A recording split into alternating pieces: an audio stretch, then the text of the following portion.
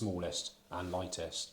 I think it comes in at 1.2 kilos, so with the eyepiece on, and is only, I think it's 40 centimeters long, so it's a very short, small telescope, which is, goes with our company ethos of smaller, lighter, brighter, sharper products. So it is a good little package all round. One of the things I really like about it as well, it's got the high quality dual focusing system. Yeah. Rather than a barrel focus, you've got the ability to have a very fine adjustment even on the coarse focus. Yeah.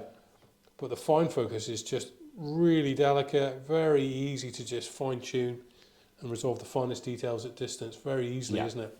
It is.